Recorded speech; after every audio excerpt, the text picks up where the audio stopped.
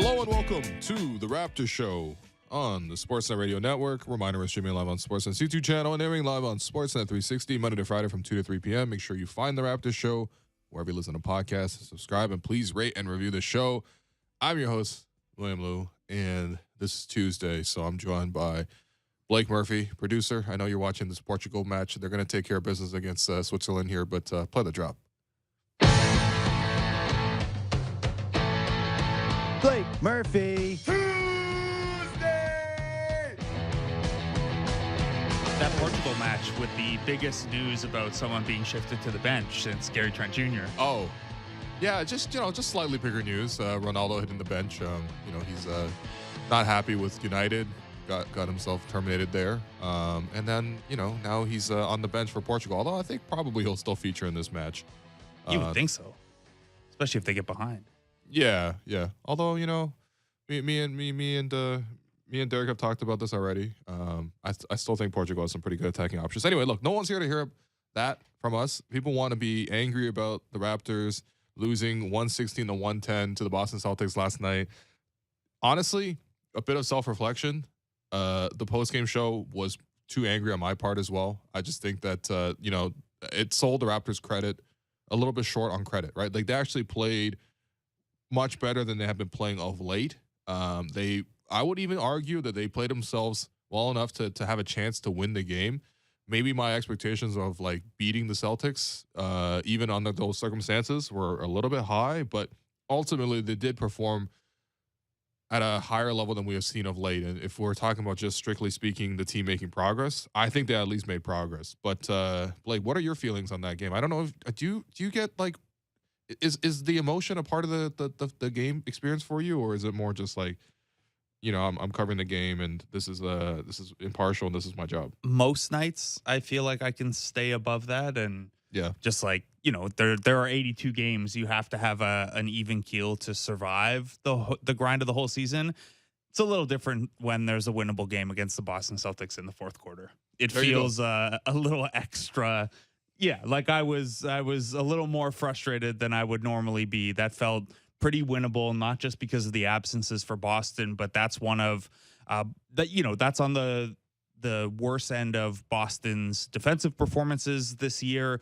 They had a couple of rough offensive games in a row, but in general, keeping them to an offensive rating of under 120 is actually like a fairly good accomplishment. They had beat that 5 games in a row at one point very recently. So it wasn't that bad a performance, and it felt right within their grasp. But as they've done, they have this third quarter where it came in the third quarter instead of the first quarter, but you play 3 really good quarters and the rest of it just isn't there. And then it's in your grasp at the very end, but you've just dug yourself just a little too far a hole. It's a frustrating pattern, and the fact that they played better but the pattern continued against the Celtics, no less. It was a nice frustration cocktail. So I don't blame you for an angry post game. Okay, that's fair. But, I got to take some accountability on that front. Like, you know what? They did play really well. And I would like to start with the positives because, to be honest, like, even though we might have high expectations of the Raptors, even though the Raptors, if you talk to them privately, they will tell you that when we're good, when they're healthy, we're going to be top 4 in the Eastern Conference. We're going to be really solid. It's all the stuff that I think that, the fans probably should expect the same. But the reality is they've been struggling a lot of late, right? You saw that Brooklyn game or you saw that New Orleans game. Like, they had some real issues, right? When you're talking about the Raptors having a team meeting, I mean, we even go there, Blake. How many times over the years have the Raptors had a team meeting where it made it to the press? Not a lot. Yeah. Not we've many. been covering this team for like almost a decade, really. No, usually, I mean, first of all, if there's been anything like that, it comes out afterward, and it's usually once it's behind them enough for it to be a funny anecdote, like Kyle Lowry sitting down in the middle of the gym and stopping practice, that kind of thing. Or, the post-DeMar trade, everyone had to go visit Kyle kind of thing. I guess what I'm saying is mostly just Kyle's nonsense that came out later. And there was Kawhi stuff. I remember Kawhi's first year with the Clippers. There was a lot of press, and Jovan Buha, who was covering the Clippers for The Athletic at that point, he's now on the Lakers, so we'll see his stuff this week. He wrote a pretty in-depth thing about all the kind of concessions the Clippers had to make for Kawhi that first year and how that was impacting other guys on the team. And it was all stuff that if you were paying attention or you were digging around or you were having conversations off mic, that stuff was happening with the Raptors too. They just did a better job keeping it in house. So it's been, I would say, especially leaky so far this year. Oh, it's been leaky by Raptor standards. And then, this kind of stuff being brought to the forefront this early. And like, don't forget, they started pretty bad last year too. We didn't really hear any of this stuff. Yeah. Well, I mean, last year, at least you had the whole idea of like Pascal's going to come back. Although, to be honest, the confidence in Pascal at the start of last season coming off that shoulder surgery is not the same confidence that he has engendered for himself with his strong performance last season and also his strong start this year as well. So, but at the same time, like we kind of understood it, right? We kind of came into the season of like, you know what, if they put it all together, maybe they'll win 48 games. Turns out they actually did win 48 games. So they really exceeded expectations. But the thing is, once you exceed those expectations, that's what people are expecting. That's the new bar. That's a new bar. And that's not just like fans are expecting this or media is unreasonable to expect this. You could talk to Masai and they will tell you the exact same thing, right? The whole idea. I mean, Nick's whole mantra is expect to win, right? That is sort of the standard for the team. But listen, I actually think that they did make some positive progress last night. So let's start with at least some of the positives. Number one for me was seeing that Pascal and Scotty, they were able to get into the paint a decent amount. I know Boston was out Al Horford, who is their usual starter, just sort of load managing when the second half of back-to-back. They continue to obviously be without Rob Williams. We'll see on that front. But listen, like they still have some pretty tough wing defenders. It's not like there were tons of mismatches for the Raptors to attack. And Pascal and Scotty got into the paint. And to be honest, over the years against the Celtics, that has not been an easy thing to do. So what did you make from their performances? I liked it. I agree with you. The Raptors shot 11 of 13 at the rim, which is obviously very, very good. 13 is not a lot of shots at the rim, but they got a ton in that high paint area that we know Scotty Barnes is starting to develop the touch on. Pascal, that's his kind of floater or spin or post-up range.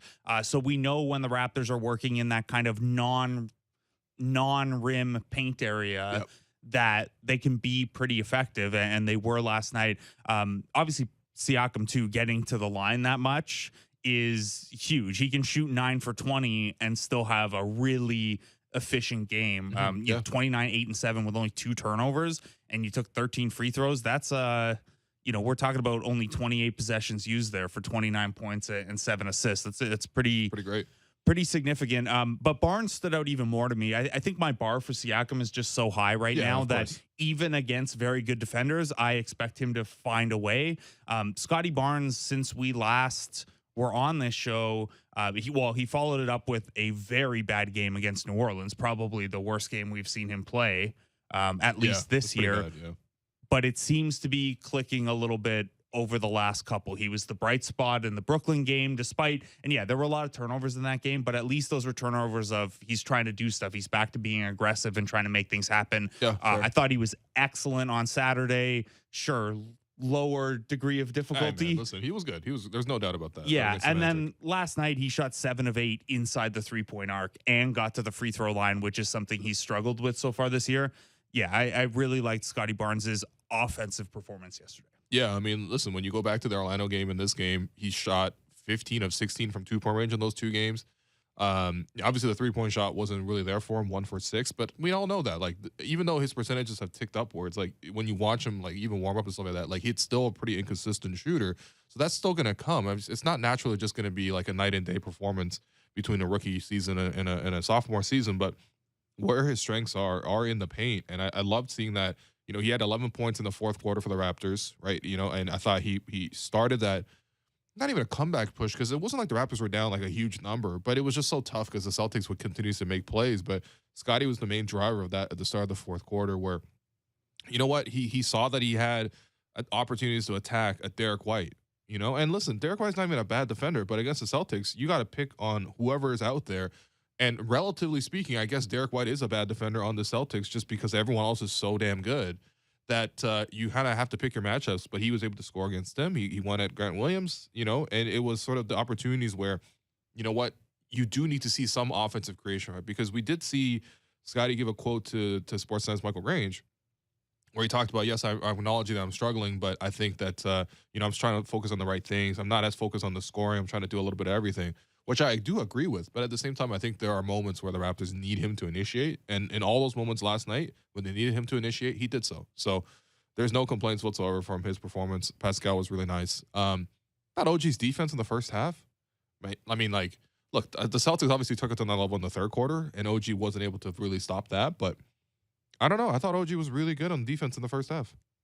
Marcus Smart does not throw around Defensive Player of the Year compliments very frequently, I think, because he would like to win another one. Sure. And fancies himself the Defensive Player of the Year. He is the reigning Defensive Player of the Year, deserved or not. So for him to, and obviously guys after a win are going to be gracious with their opponents. That's kind of what you do when, if you're a level of the Boston Celtics, you just went to the finals, you're 20-5. You don't need to punch down or ignore down. You can just kind of, it's not condescending, but you don't really have to worry about like pumping the Raptors tires. Like they are 8 games behind you in the standings at this point, and you just beat them. Yeah. But the Celtics spoke really highly of OG's defense and the difficulty he presents. Tough third quarter kind of for everyone defensively.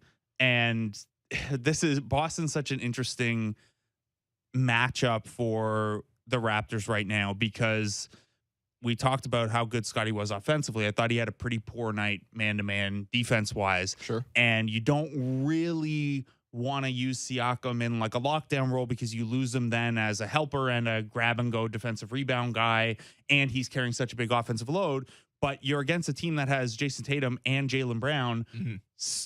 OG can't guard both of them. Oh, and Nick tried, by the way. Nick flipped the assignments at one point. He was on Jaylen Brown, and then he won on Tatum. To your point, we need 2 OGs. That's the solution. 2 OGs. But they're trying. This is a Yeah, Vision so. 6'9", someone else. But no, I mean, Scotty has to be better defensively, and right now the focus is on his offense, which is fine. It's lagged behind, but he didn't have the best of nights on that end last night. And OG, whether it was fatigue or Boston just found the spots to attack him. Also, just Jason Tatum might be the MVP right now. Right. Come on. Yeah, an MVP offense at that level is going to beat defense at that level sometimes. Yeah. Listen, I think on the whole, OG's defense was pretty positive. Really positive, I would say. Even I think that it was refreshing to me to see Nick change up his approach, because he could have very easily come into last night's game thinking, I'm going to trap Jason Tatum, I'm going to trap Jaylen Brown. Probably mostly just Tatum. Trapping 2 guys is a little bit harder, but who knows? You could trap both guys, I guess. And we have seen that in the past. Like the Raptors, we have played the Celtics a ton over the years, right? And a lot of the approaches has been to double Jason Tatum and make other guys beat you. Thing is, I think Nick even spoke about it after the game. He's like, look, listen, there's a lot of guys in that corner who could shoot like 60% true shooting. So I'm not going to do that, right? And when you actually looked at it, the Celtics didn't even shoot the 3 that well. And when you hear the post game, the one like consistent message, whether it was from Pascal or from Nick, was just sort of like, man, the Celtics made a lot of tough threes, and the Raptors really missed a lot of open ones, right? And when you think about it, it's true. Like Fred was really open for a lot of his threes. He's a really good 3-point shooter. OG missed a lot of his open threes. He's a really good 3-point shooter. Whereas on the Celtics side, you had Marcus Smart taking like 3 pull-up threes right with the guy in his face, step back over Gary Trent. And it wasn't even like Gary wasn't playing great defense. Gary was with him the whole way. But a step back 3. Also, how much do you want to sell out for a Marcus Smart pull-up 3, right? Exactly. Like if he takes that, that's a win for the defense most nights. Sure, exactly. And that's acknowledging the fact that Marcus has gone better as a 3-point shooter over the years substantially. But at the same time, like it wasn't like the Raptors were just selling out on the stars and leaving the corner shooters open. That would have been unwise against a team as good at shooting the ball as Boston is. And the Raptors didn't actually do that, which actually allowed OG to do more individual defense on some of their star players. And I like the result. Again, my only big takeaway is I wish there were 2 OGs. Yeah, the more OGs would be great. It is funny to hear, Siakam and Nurse talk like that, because you're right. The 3-point percentages were almost identical. The Raptors, took 8 fewer, made 3 fewer. 3 of 8 isn't a big difference, but it's the fact that Tatum and Smart seem to make all the distress threes. Sure. Whereas and with Tatum, you understand. Tatum is like, okay, look, if he steps back on you or he pulls up off a screen, all that kind of stuff, like this is who he is. He's really good. And the Raptors didn't get that on the 3-point line. I mean, Gary Trent had a really nice shooting night, and Thad had those couple there. But the Thad ones are like those are the ones you give up to Grant Williams, where you're like, okay, whatever. Like Boston's fine with Thad knocking a couple of those down. It's those are the trade-off you accept. The Cornet contest or the Cornette closeout threes, where if you don't know, like Boston has the center, Luke Cornette, 7-footer. He doesn't really come out the paint because he doesn't have the mobility to play on the perimeter, but he will still contest 3-point shots, but just jumping up in the air and clapping his hand from like very far away from you. It's almost disrespectful. He honestly. does that. He does the Stromile Swift when he dunks. This is part of the thing here is that the Celtics are. God, I hate the Celtics. It's annoying. They're so good and like kind of likable. Yeah, and I was gonna say like the post game quotes are all very positive. Yeah. You know, Jason Tatum's like, I wouldn't be surprised if OG, joined me in the All-Star game in Utah, or it's like, wow, damn, like I wanted Sam Hauser so for the nice. Raptors at one point too, and just another one of those guys, and that's their team. Listen, tall Matt Thomas is a good player. Yeah. Matt Thomas, you can get a shot off. It's pretty big, deadly. Yeah. But like, and that's a Boston team that played Hauser and Cornette minutes that would normally go to Brogdon and Horford and eventually Robert Williams. Yep. I mean, Blake Griffin's not going to play 32 minutes in meaningful games for them either, even though he looked pretty bouncy last night. In the time machine. So yeah, this is I don't know. I don't know what the flaw is on this Boston team. And they probably could add, if they're not like 1,000% sure about Robert Williams. I don't think they're 1,000% sure about him. Just health wise. Like that's all. Yeah. I could see more to come there as well. I mean, listen, if you're thinking about teams that compete for Jakob Poeltl, his services at the trade deadline, I mean, Boston would be a classic example of where Jakob Poeltl would fit in. I would hate that. That's not even a joke. Much. That's not even a joke, by the way. That's actually, I'm serious. I actually do think they could go for him. I would hate that so much. Yeah, I'd actually rather Jakob come to Toronto, actually. But listen, I think, the in terms of we did the positives. The negatives was the third quarter. I mean, the third quarter, the Raptors just, they don't come out strong. And it's not an unusual thing. And to be honest, this is one of those games where great goal by Portugal. I don't know who scored that, but it was a very good very thing nice we didn't finish. need a drop right now. Derek Brandeau's running around the office with his flag and honking. He ran out to his car to honk the horn a bunch of times. He's a consummate professional. He actually just drove to Caledonia and St. Clair and back in that time, actually, just to celebrate this performance. Cambridge, Ontario is losing it right now. Yeah. I didn't know that, actually, to be honest. Really? No. Cambridge has a huge Portuguese population. Yeah, most of my high school is Portuguese. I'm not going to lie to you. The street that I live on, there's like 20 pickup trucks that drive up and down the street, and it's Portuguese people, man. They're very, very handy. What I was going to say before this, wow, what a finish. That's a ridiculously good finish. Oh, my God. Derek, I'm happy for you, man. But seriously, like the negatives, right? Third quarter, they didn't come out strong, right? Third quarter, they really need to come out a lot more firm. And I think you can blame a couple of things. People always sort of point to the Scotiabank Arena being empty in the third quarters. And to be honest, I've done that too, right? I've pointed that out. But the thing is, like, I sympathize a little bit more because I went to go see a friend during halftime. And just getting back, like literally it was like, oh, third quarter is over, or the third quarter is about to start. Let's go back to our seats and the media row, whatever. It took like 10 minutes to go back up there. It's just too many crowds. Everything's too crowded, whatever. But the point is, the Raptors, no matter what the fans are in the arena or not, just got to be a lot stronger in the third quarter. What did you see the Raptors not doing in that third quarter that they maybe were doing the rest of the three quarters? Because they actually played the rest of the game really well.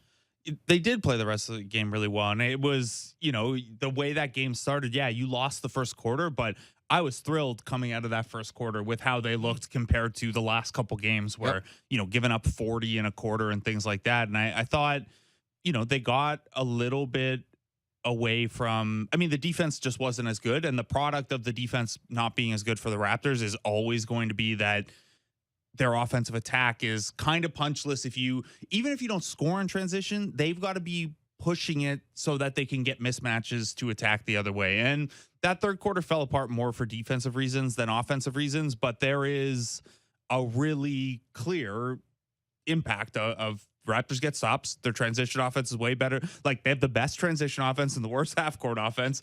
The more stops you get, the better your offense is going to be. Yeah. That old axiom that, like, your defense leads to offense, it can sometimes be overstated, but mathematically, it's extremely true for the Raptors. So they did a good job with, some of their foundational things, protected the glass better, which I think was also a trickle down of what you were saying about they trapped less and let their individual defenders do more. you can better pick up a body on box outs and things like that. Sure. Yeah. In those scenarios. But no, I mostly just thought the defense slipped, and I don't know if it's an attention to detail thing or what. But the fact that the slippages have come first and third, like at the start of the game and this time at the start of the half, I don't know. I don't really know what to make of that. I'm sure, if I get time to do a rewatch, the Celtics made some offensive adjustments as well. Mm-hmm. But mostly I just thought the defense slid, and that obviously permeates through everything for this team. Yeah, I think, you look back on some of those plays. Like, again, some of those you can accept. Marcus Smart making a tough three, you can accept. Yeah. Like, again, you just shake your hand and say, like, listen, that's a tough shot, but you know what? Your team's so good, we're going to have to give you that, right? It's not like they were letting Boston just like trample to the paint either, right? It was some, and you don't want to chalk everything up to just like, oh, they made tough shots, because that's not entirely true. Like they shot what, 4 of 8 on threes in the third quarter. So there is some of that, and they did get to the rim. Like they had 6 paint buckets. They're 6 for 11 inside the arc, and all that was in the paint. But like you look at their shot chart, and it's a lot of like high elbow stuff, or like you got to the paint but not to the rim. Yeah. The kind of stuff that the Raptors thrive at. But against a team like Boston that usually is at the rim a lot, those are not victories, but you're at least happier with those attempts. And Boston didn't get to the free throw line a lot, which is something they do really, really well. Like they get to the free throw line at a top 5 rate, and Toronto kept them off the line. So some of it is just like, this is literally the best offense of all time right now. And that's some of it. But yeah, your margin for error against a team like Boston is so slim. Like if they play that same defense against Orlando on Saturday, I don't think it's an issue. But exactly. I mean, look, listen, the goal is to beat some of these top teams, though. And I think that, but you're not there. And I think that third quarter kind of highlights where that gap is, right? Yeah. You have to be at 100% for 48 minutes to beat a team like Boston, who's missing 2 players and are on the second night of a back-to-back. Sure. That's where you're at right now, which is fine. They're still in the process. The Raptors are rather, and I'm sorry I cut you off there. The Raptors are still in the process of learning how to close that gap game to game. Yeah. It's a tough one.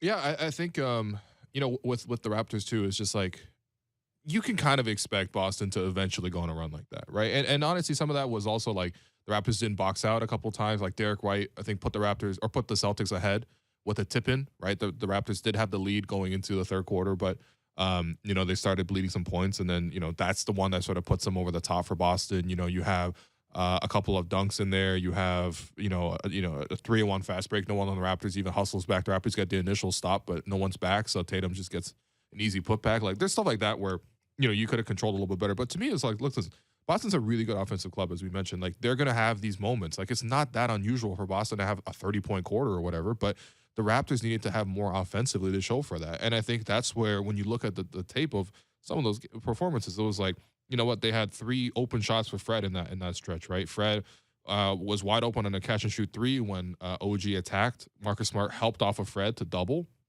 OG made the right kick out to Fred, who was in rhythm for the open 3. He couldn't knock it down.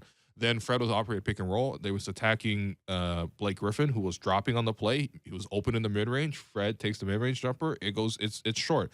Another play where he attacks Derek White one-on-one. Not a great matchup for Fred, but then again, there's not that many great defensive mismatches to really hit at for Boston. And so, he crosses him over and gets separation for the mid-range jumper, which again, I'm actually okay with. Those are shots that you should expect him to make, just like you should expect OG to make a catch and shoot 3, or you should expect him to convert 1 or 2 of his drives. And those are the kind of extra plays around Pascal that just weren't made, to the point where there were possessions where Pascal had to hold the ball for like 12 seconds just because no one was open. Everyone was just like, here, P, like, please do something for us. Keep us afloat while Boston scores on their end. And that's where that extra gear just wasn't there for the Raptors. And again, that's not a new thing. I mean, they do struggle with half-court offense, but it is still disappointing. You just want to see your best players be a lot sharper and a lot more opportunistic. And the sit back and go do something for us, Pascal, is again where the defense flowing into the offense has an impact, because if he's pulling it out of his own basket at the other end and the Raptors walk it up and Boston has time to set their defense, that's a lot different than he grabs a defensive rebound or he gets a hit ahead, and at least he's able to pick on, a Derek White who he has some size on, or a Blake Griffin who he has speed on and the ability to kind of finish around him. And again, Siakam had a very good game, but like you said, the stuff around him, whether it was getting into advantageous setups to run your half court or just the execution at the end of plays, like OG, Scotty, and Fred combined to go 3 for 17 on threes. Yeah. That's going to happen sometimes, but when you layer on top of that, again, that Fred missed a couple of those pull-ups that Boston's defense was giving. And look, Fred's not going to hide from the fact that he's going through it a little bit with the jumper right now. He talked at practice today about what, all those giant video boards say about his jumper right now. And the way he explained it was that he's always been a guy who, if his jump shot's off a little bit, it's long or short. And right now, for the first time he's ever really gone through it, it's left right. There's something about his alignment that's off. And I dug into the numbers because this stands out as like really stark that he's 5 of 28 over his last 4 games. He has only shot that poorly over 4 games 3 other times in his career. Okay. So that's like, was the Philly series one of those? This is regular season only. Okay. Sorry. Right. And the Philly series, I almost didn't want to include because we all know what happened after that. Sure. And it's a good reminder that these things only take, one good game to kind of tilt in the other direction. But it is really rare for A, him to be shooting this poorly, and B, when he shot this poorly in the past, it was when he had lesser of a role. So he wasn't shooting as much. Like 5 of 28 over 4 games is, if we include the volume aspect, like it's the worst 4-game shooting stretch of his career, probably, you would say. It feels like it. It really does feel like it. And honestly, I think we should have a bigger discussion about Fred and his struggles shooting. And we're going to do that right after this break. Okay. But I do wonder for you, the last thing about last night's game, before we get to Fred's struggles in general, because I think that deserves a big discussion. Did they not use Gary a little bit too little last night, especially in the third quarter? It felt like they really couldn't score outside of, like, Pascal scored 9 points on 4 of 9 shooting in the third quarter. That's perfectly fine. Why didn't they bring Gary in sooner? Or why did Gary only play 26 minutes? He shot the ball well. He scored. Mm-hmm. Was it his defense wasn't bad? He had 20 points in the 26 minutes and like very efficiently. Yeah, my guess is that there's a level of trust on defense that while Gary Trent has been a little bit better since the kind of call out, that's still not all the way resolved yet, the trust factor. And Boston isn't really a team that you can afford to have soft spots against. Like the rotation in general was very tight last night. Yeah. 8 guys, and 2 of those guys only played 16 minutes. Like right. Nick Nurse pretty much rode the starters, and then Gary and Koloko kind of split that 5th spot. Right. So I don't know. They won Gary's minutes, which is always a good sign. I don't know. And this is, I guess, where you get into, well, how many minutes can you play a guy off the bench and the rotation still make sense? I think it can be higher than 26. I think you can get a guy around 30 and it feels pretty natural in the flow. Again, I haven't had time yet to do my rewatch, so I don't, maybe there was something they didn't like about the defensive matchups, but on paper, like there's no reason Gary Trent can't be out there against a Sam Hauser or even a Grant Williams who has a lot of skill but doesn't have a huge role in the offense. Yeah, I think the only issue is like if you play Gary and Fred at the same time, there are just like you're just creating size mismatches. Like Boston started doing something that I don't think you see from their offense that much. Again, I'm not watching the Celtics that closely, but I end up seeing them a lot because they're such a good team. But they had plays where they were putting Tatum as the screener and pick and roll with Marcus Smart just so that they can attack the 2 defensive matchups there with Fred and Gary. And so the point is, I think probably like, look, if Fred's not shooting well, maybe more time for Gary. You flip that lineup around and you still stay big in terms of only having one guard on the floor, but not playing both at the same time. Because I think that was a bit of a struggle. But listen, sorry, I just want to, the follow on that is putting 2 smaller guys in the pick and roll like that is not just about like mismatch hunting necessarily. It's that whoever's guarding Tatum in that case, well, you don't have a lot of experience guarding the screener in pick and roll, right? So there's a little bit of unfamiliarity there. It's not an assignment you like. The less frequently those 2 guys defend a pick and roll together, the less the communication might be and stuff. And then Tatum's also really good at off of those, getting those really quick seals where if you stay below the level of the screener, like you don't show at all, like Smart's good at just feeding him in there, and then Tatum with a really quick hit post up. Yeah. And it almost doesn't even look like a post up because he doesn't go that deep in and doesn't take a lot of time. But he's really good at getting tiny advantages like that out of those situations with the size mismatch. Yeah. Yeah. No, Similar to Pascal, actually. it is kind of similar to Pascal, actually, because you do see some Fred Pascal actions. But again, no one's trying to hear that after the Raptors lose, unfortunately. Look, this is, I just, my point is, and maybe this is just, a reminder to myself. It's like, it's not everything's negative after a loss. Like, I actually do think they made some positive strides, and there were actual levels that the Raptors couldn't really get to. And I think, to be honest, Fred's a big part of that. So we're going to talk about that after this break. But I've been your host, Willou. That's Blake Murphy. I was going to say Alex Wong. You're listening to the Raptors Show on the Sportsnet Radio Network.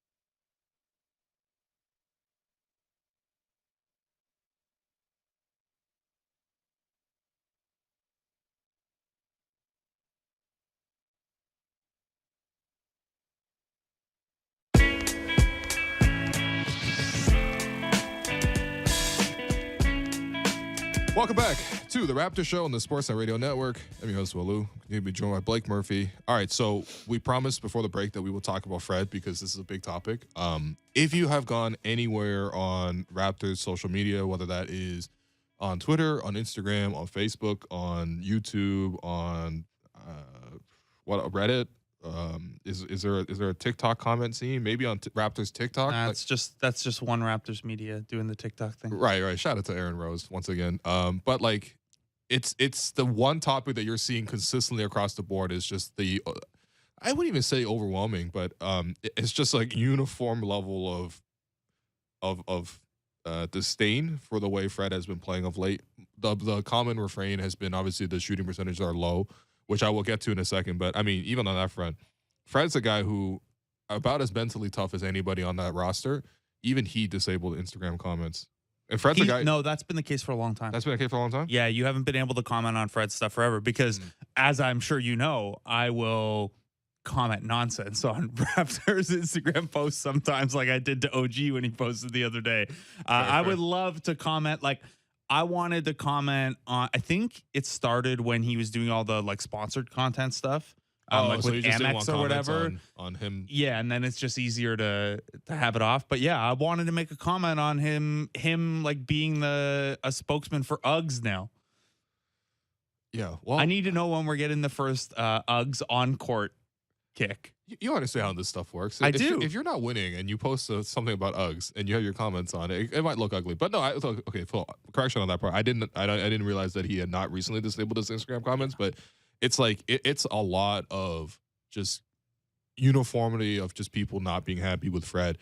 I think here's some numbers to throw at you. I think most people have heard these already, but just to clarify the conversation here, Fred is shooting 29% from the field and 23% from three since he went down with his illness, which I really do think is a big factor when you're looking at this season. However, on a year in total, Fred is at 35% from the field.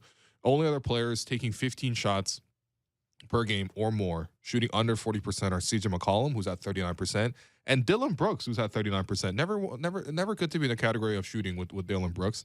Fred has shot 34% post All-Star break, including 29% from three in the regular season last year, and then Fred shot 35% in the playoffs in 4 games before exiting with injuries. So the common number is 35. Like it's 35, 35, 35 when you're looking at these segments, and I think the common trope is sort of people are rolling it up into Fred has shot 35% for the last year. So this is not a slump. People are saying that Fred is just not right. When I was watching him last night, honestly, my impression was he just looks broken. And I don't mean broken in terms of I'm trying to make some sort of excuse for him being injured. I meant broken as in it doesn't look like Fred at all. Like that's not the Fred that we have come accustomed to. That's not the guy that the Raptors really expect to see on the court.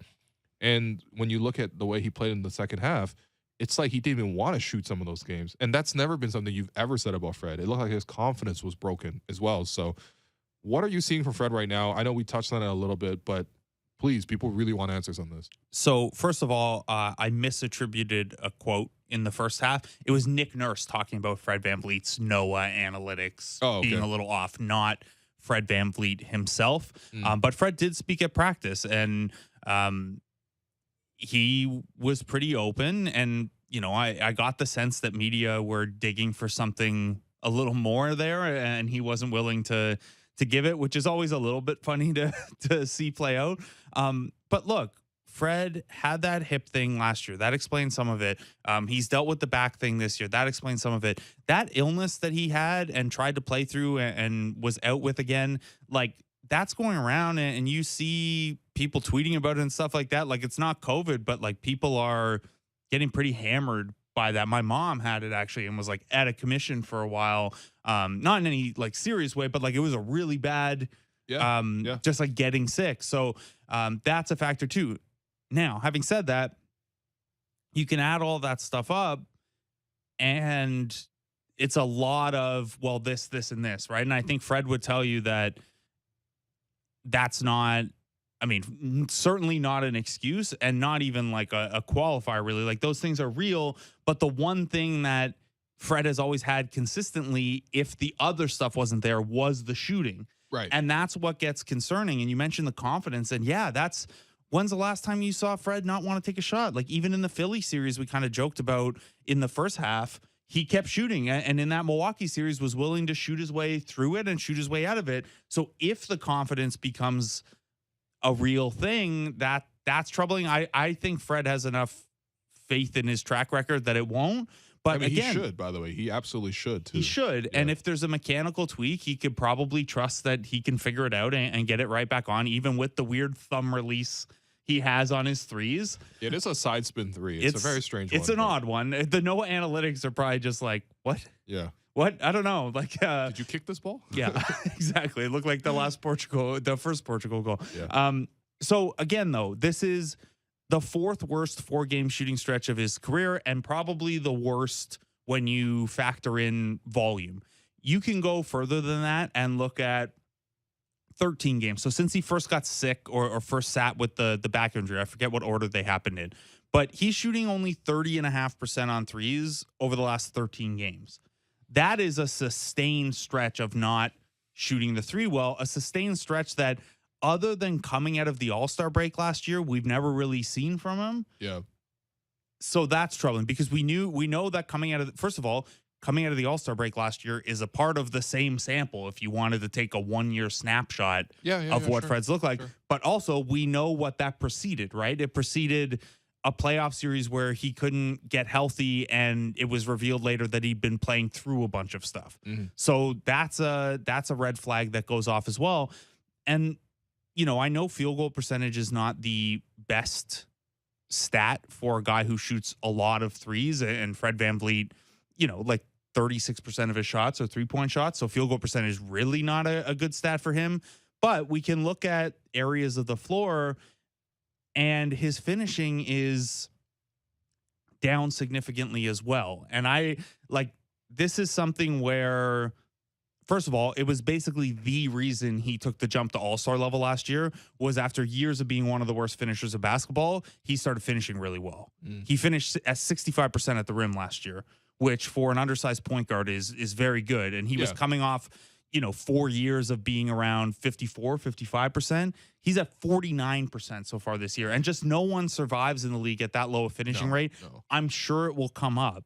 A layup should not be 50-50. I'm sorry. But this is where you start looking at all of these little components. It's like, well, the threes will rebound because he has this track record, and the pull-up mid-range stuff will round out because he has the track record of being a 40+% shooter on the long twos, and the finishing should tick up because of that. And it's a lot of things pointing or pulling in the wrong direction all at once. And that doesn't mean I'm less confident that he's going to round out of it because, again, we've got a large sample of Fred being an all-star to borderline all-star guy. But it does mean it's hard to diagnose the one thing that we're looking for to turn around that'll kind of swing everything, right? Like, what is the tipping point for this? Because it's not like slumps in the past where his threes weren't there, but he was able to finish, or he was working really well as the true point guard in the pick and roll, or the other stuff wasn't there maybe and he was knocking down a ton of threes. The defense has still been there, but offensively, he's not giving them a ton right now. Mm-hmm. And it puts you in a tough position because if you want Fred off the ball because his on-ball game hasn't been that good, well, if he's not hitting threes and he's hesitating to take them, that makes life harder on a Pascal Siakam or Scotty Barnes. Yes, if you all of a sudden you have a 6-foot-tall defensive specialist. Yes. Which is just, oxymoronic. It's Alex Caruso. Well, no, Alex Caruso. I know, Caruso's 6'5". And also, future Raptor. I would love that. What the Raptors need is more defense and less shooting. Yeah. No, I'm kidding. I think he'd be a good shooter on the Raptors standards. Anyway, so he's shooting 35%. He's shooting better than Fred right now. So again, all of this is to say that anyone listening to this and who listens regularly knows how much I think of Fred VanVleet and my confidence level in him rounding back into form. I'm just a little bit at a loss right now for what to look for in terms of turning this thing around because it is pretty much everything on offense except he's not turning the ball over. And maybe that's because he's being more conservative, to your earlier point. Right. I thought it was concerning over the weekend that he had Cole Anthony switched on him and he just couldn't get by him at all. And, there's moments like that where it's just physically there's doesn't seem to be that quickness, that burst. It's not to say that Fred was ever some sort of like speedy point guard, you know. Crafty though. But He was very he's good at crafty. playing between speeds and speed Cole Anthony up and then slow him down. And he's got a good handle, obviously, and all that kind of stuff, but he's just not really getting by people. Obviously, the Raptors still want him to drive because he's able to kick out and assist a lot of the time, and they need someone to do that. It's not like you're just like, hey, Fred, just don't drive at all. Okay, then who's going to drive that extra 10 times a game for you, right? OG is also an inconsistent driver, not really setting guys up. And then Scotty doesn't drive that much. Maybe we want to see Scotty drive more. But to be honest, that's like, Nick's been begging for years. It's not happening just yet. And right? again, you need Fred to be an off-ball threat if you're going to do that, right? Because you need the spacing around it. And you need, like, one thing Fred's really good at is when he gets off the ball, doing the kind of Steph impersonation relocation stuff, right? Yeah. We've seen a couple goals in the World Cup like that, where it's just recirculating within the box. And like, Fred's really good at that stuff. But yeah, and look, what's tough too is at what point is the sample of his 3-point shooting being off enough that defenses stop treating him like Fred VanVleet? Well, that's the interesting part to me, because yesterday the Celtics, I mean, partially because of who they had available in their front court in Blake Griffin and Luke Cornett, played exclusively drop coverage against the Raptors. And Fred is always the guy that you would want to go attack that drop coverage and make them change out of it, make them adjust to. He couldn't do that, right? And you even saw some of those plays where Smart was helping off of Fred, because Smart is such an active help defender. But he's also thinking about, like, I can probably get back to Fred. He's not shooting well right now. And I think that, that's the part where, to me, it's, I think for a lot of fans, they feel that whether it's from the media, whether it's from the coaches, that Fred's struggles aren't discussed enough, or that he's just not, quote unquote, held accountable enough by limiting his minutes. What would you say on that front? Because I do see that sentiment a lot. And to be honest, it kind of bothers me, but maybe there's some truth in that. I want to be accountable to myself as well. I think it's pretty nonsensical. There has never been a time where I've thought Fred VanVleet is putting himself before the offense. Like this guy in his career hasn't even had a 24% usage rate.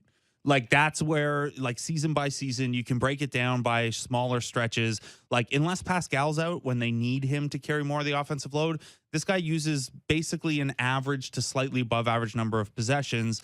And of course he's going to have the ball in his hands. He's your best point guard, your only point guard, really. Your only point guard. And this is where the roster construction just really needs improvement. And maybe you want the ball in Pascal's hands a little bit more. You want more of the offense to run through Pascal. That's still not going to change that Fred, whether as the handler or as the screener, is Pascal's best pick and roll partner.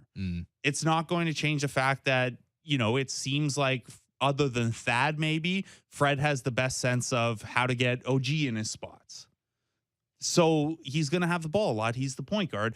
And then, you just, like, even with all this stuff going on, he's still somewhere around an all defense level at point guard. And you can't, like, the Raptors have nobody else who can guard the point of attack like that against other guards to fit their system, unless you wanted to take OG off of a wing or forward and have it, like, OG could do that. But that's a pretty big cost of then, Gary Trent is the guy guarding Jason Tatum or whoever it is. I don't know. I don't think you have much choice but to let Fred play his way through it. And, he's the leader of that team. Like, I don't think there's any, I would be surprised if anyone around that team was like, well, Fred's, doing too much or not doing the right things while he tries to work his way out of this. We'll see against the Lakers, I guess, because they are not good defensively.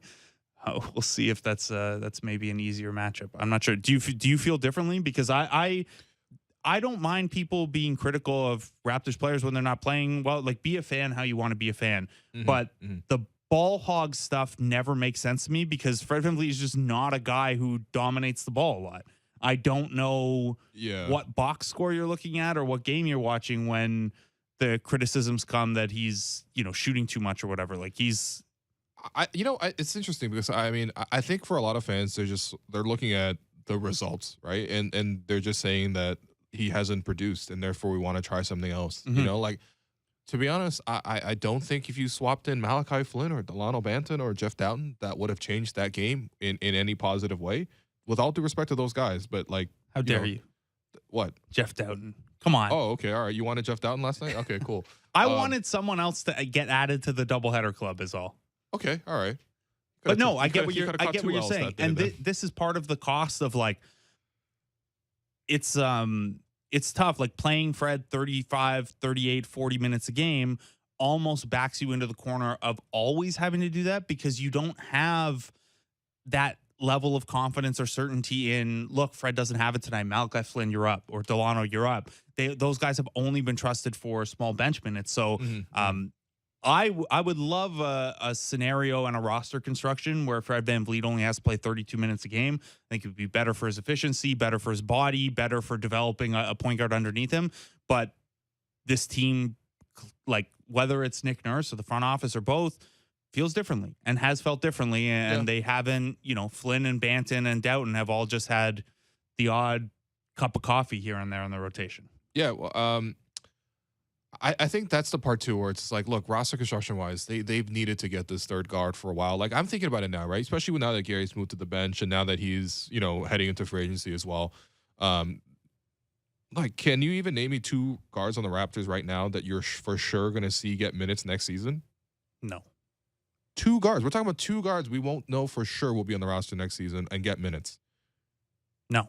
Yeah. Like Flynn will be on the roster barring a trade because they picked up his option. And I think But what other roster can you even say that about in the NBA? I can don't know. look at 29 other rosters in the league and say, oh, there's 2 guards that I know will be playing right now that'll play next season for them. 29 other teams. I wasn't joking about wanting Alex Caruso. I wouldn't mind, I guess. This year and 2 more at 9 to 9.5 per. Sure, yeah. The Jakob Poeltl point guards. Yes. Yeah.